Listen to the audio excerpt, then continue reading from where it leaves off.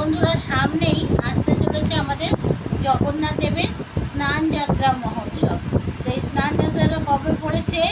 14ই আষাঢ় 29শে June সোমবার পূর্ণিমা। এই পূর্ণিমার দিনেই, জ্যৈষ্ঠ মাসের পূর্ণিমা তিথিতেই কিন্তু জগন্নাথ দেবের স্নান যাত্রা মহোৎসব পালিত হয়।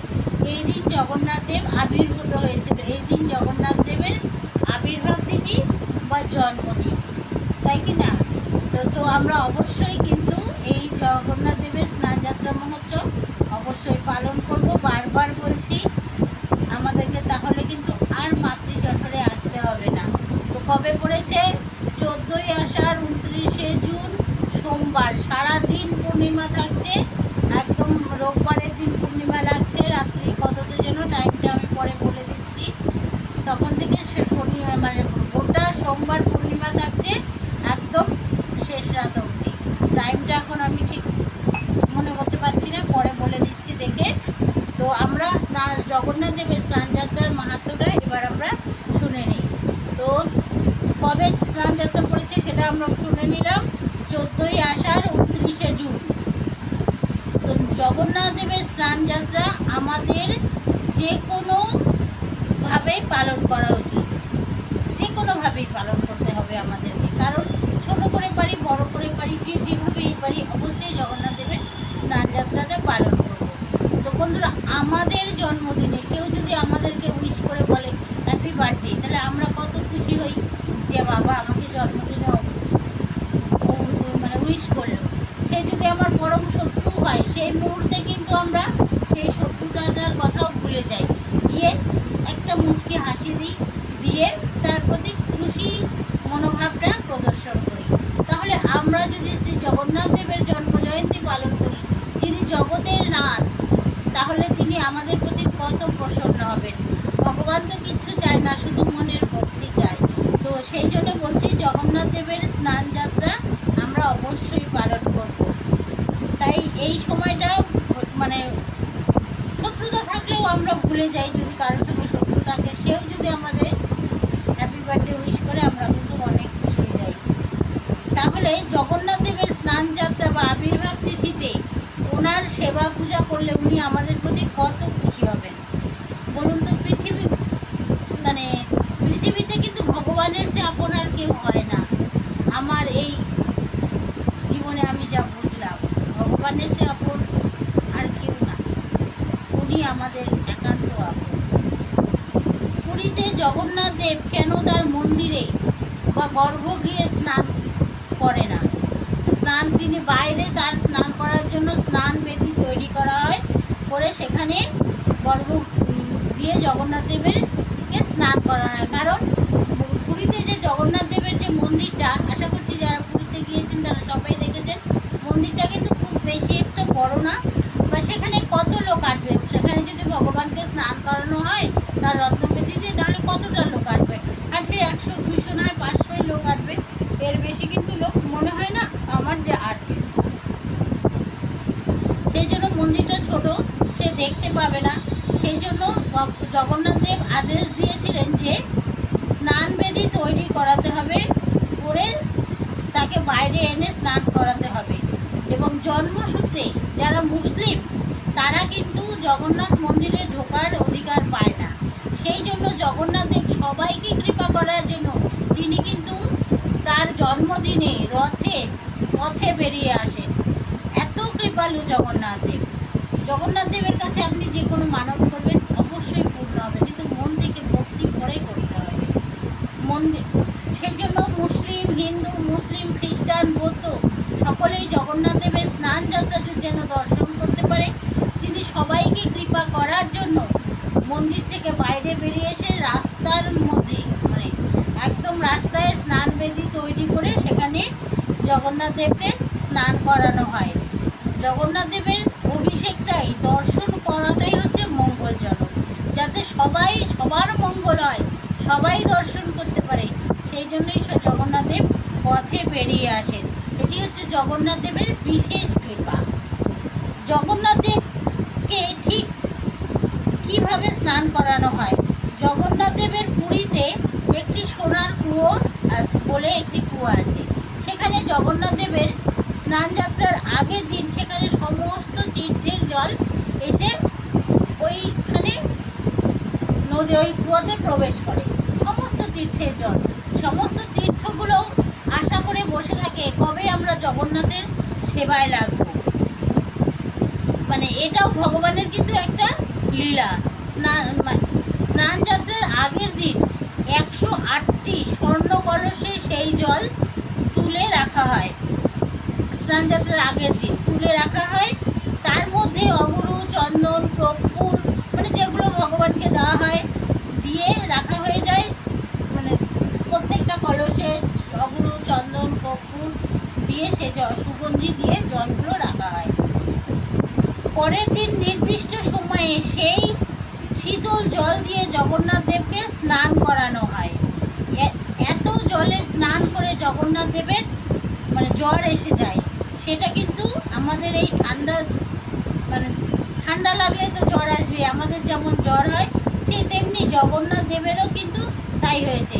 এবং লোকচক্ষুর আড়ালে একটি ঘরে আলাদা করে তাকে রাখা হয়। কতদিন? সেখানে কেউ জগন্নাথ দেবের দর্শন করতে পারেন না। সেদিন 15 দিনের জন্য জগন্নাথ দেবের স্নানযাত্রার 15 দিনের স্নানযাত্রার পর 15 দিনের জন্য সেই ঘরের মন্দির কিন্তু বন্ধ করে রাখা হয় এবং জগন্নাথ দেব অন্তরালে থাকে, সেখানে কেউ প্রবেশ করতে পারে না। এমনকি ব্রাহ্মণরাও সেখানে প্রবেশ করতে পারে না। তাহলে কি হবে? এই জগন্নাথ দেব কি এই 15 দিন তার সেবা পূজা কিছু হবে না? তিনি কি না খেয়ে থাকবেন? না, এই কয়দিন সেখানে প্রবেশ করে একমাত্র শবররা। সেখানে একমাত্র শবররা প্রবেশ করে এবং তারা সম্ভবত সাঁওতাল কিংবা যে কী বলে শুয়োরের মাংস টাংস খায়, এরকম নিকৃষ্ট মানে নিচু স্তরের লোক তারা জাতির মতো। এরা জগন্নাথ দেবের অতি প্রিয়। তারা হয়তো জাতপাতের দিক থেকে অনেকটাই পিছিয়ে, কিন্তু জগন্নাথের দেবের কৃপা পাওয়ার দিক থেকে তারা অনেকটাই এগিয়ে। এই শবররা এই 15 দিন তারা কিন্তু পূজাবিধি, গায়ত্রী মন্ত্র, হাবি জাবি পুজো করতে যেসব বিধিনিষেধ মানতে হয় তারা কিন্তু হয়তো অনেকেই কিছুই জানে না, তবু কিন্তু তারা এই 15 দিন জগন্নাথ দেবের সেবা করার সুযোগ পায় কাছে থেকে। কিন্তু এই কিন্তু ভালোবেসে প্রেম ভরে জগন্নাথ দেবকে তারা এত ভক্তি ভরে তারা জগন্নাথ দেবের সেবা করে যে প্রেম ভরে ভক্তি ভরে যা ভগবানকে দেওয়া হয় সেটাই বলে না, প্রেমও ডোরে বাঁধো ধরে। প্রেম দিয়েই শুধু ভগবানকে বাঁধা যায়। তো জগন্নাথ দেবকে তারা প্রেম ভরে এত সুন্দর সেবা করে, তাতেই জগন্নাথ দেব প্রসন্ন হন। জগন্নাথ দেব বলেন, আমি 365 দিন তোমাদের ভার গ্রহণ করি, গোটা জগতের ভার গ্রহণ করি। এই 15 দিন তোমরা আমার ভার গ্রহণ করো, আমার ভার নাও। শবররা তা মহা আনন্দে গ্রহণ করে। এই 15 দিন শবররা বাইরে বের হয় না। জগন্নাথ যে ঘরে অন্তরালে থাকে, এই শবররাও ঠিক 15 দিন সেখানেই থাকে, আবার ওই ঘরের মধ্যেই থেকে যায় 15 দিন। এই 15 দিন তারা মানুষ জগন্নাথ দেবকে মানে মানুষ তো 15 দিন জগন্নাথ দেবকে দেখতেই পায় না। এই 15 দিন তারা জগন্নাথ দেবকে যা ভোগ দেন তারা সেই প্রসাদই গ্রহণ করে থাকেন। এমনকি তাদের উচ্ছিষ্ট প্রসাদটাও সেই ঘরের মধ্যেই থাকে, সেটাও বাইরে বের করা হয় না। আমরা কি কখনো ভাবতে পারি যে জগন্নাথ দেবের ঠাকুর ঘরের ভিতরে আমাদের এঁটো প্রসাদটা রেখে দেবো? পারি না। কিন্তু এই 15 দিন শবররা সেই এঁটো প্রসাদটাও ওই ঘরের মধ্যেই রেখে দেয় এবং 15 দিন পরে সেই প্রসাদটা একটুকু নষ্ট হয় না, একদম ফ্রেশ থাকে।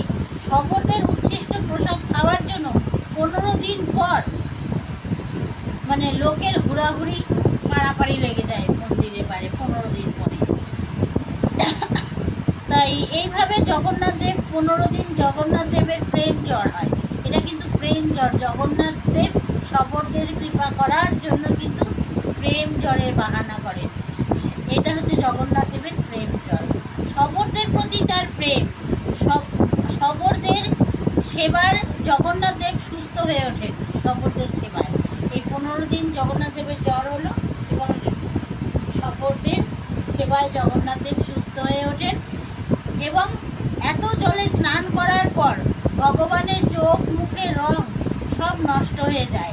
এরপর বিভিন্ন আয়ুর্বেদিক রং ব্যবহার করে জগন্নাথ দেবকে আবার সুন্দর করে সুসজ্জিত করা হয়। স্নানযাত্রার পর সবাই জানো জগন্নাথ দেবকে গজবেশ পরানো হয়। কিন্তু জগন্নাথ দেবকে কেন এই গজবেশ পরানো হয় সেটা কি জানো?